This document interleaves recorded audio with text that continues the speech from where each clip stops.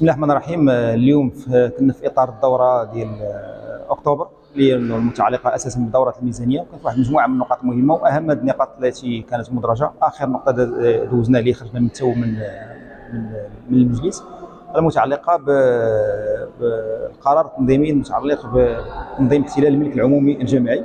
هذا الذي اعتبرناه في المعارضه بانه قرار مهم وقرار تاريخي في التاريخ ديال المدينه ديال بوزنيقه، الذي سيجيب على واحد المجموعه من الاشكالات المتعلقه باحتلال الملك العمومي العشوائي، والتي تثير واحد العدد من الاشكالات المرتبطه، واللي كيعاني من الاشكال ديالها كل شيء. كيعاني منها المواطن العادي، وكيعاني منها هذاك البائع الجائر، وكيعاني منها صاحب المحل التجاري، وبالتالي في المحصله كتعاني منها المدينه بصفه عامه.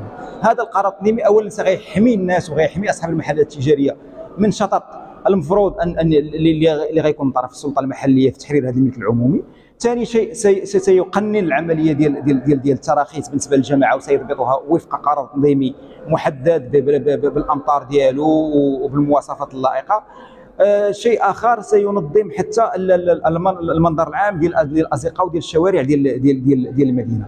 اكيد انه هذا القرار التنظيمي خصو تكون مع اجراءات مواكبه كما عبرنا على ذلك داخل الدوره، المتعلقه بتوفير البدائل او اهمها الاسراع باخراج الاسواق النموذجيه الى حيز الوجود باش يتم الاخلاء ديال هذه الشوارع ديال المدينه من الباعه الجائلين، وباش نحفظوا الكرامه ديالهم في محلات تليق بالانسانيه ديالهم. هذا من جهه. من جهه ثانيه الاسراع باحداث منطقه ديال الحرفيين اللي كان صادق عليها المجلس، والحمد لله اليوم كنتمناو انها تبدا فيها الدراسات وتخرج لحيز الوجود في الاشغال في اقرب وقت، باش نفرغوا هذوك المحلات الحرفيه والمهنيه اللي كاينه وسط الاحياء ديال المدينه، المتعلقه باصحاب ديال الصيانه ديال السيارات، وصحاب ديال الصدورات والنجاره، وهذه المهن بين قوسين الملوثه.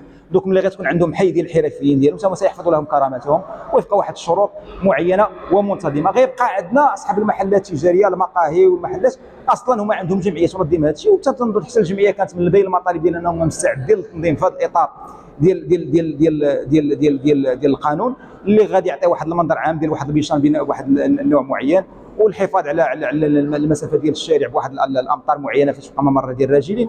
وفي المحصله المواطن غيلقى هذيك الطريقه اللي دارت اصلا باش غادي يمر معنا في واحد السيوله وواحد السلاسه، وغادي نفوتوا بجميع التشنجات جميع الفوضى اللي كتعيشها المدينه. دونك هذا قرار تنظيمي تاريخي كان خصو الجرأه وهادشي عبرت عليه داخل الدوره، وانا كنت كنتمنى انه يدوز اليوم، لكن المجلس ارتأى باش تاجل هذه النقطه ريتما يمكن يتعمق فيها النقاش.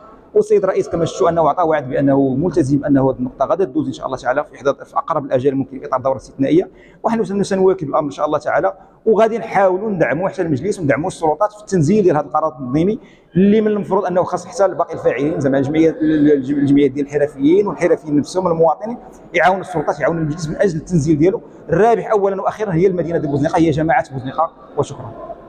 قبل المغادرة ما تنسوش المشاركة في القناة وتفعيل الجرس ليصلكم كل جديد.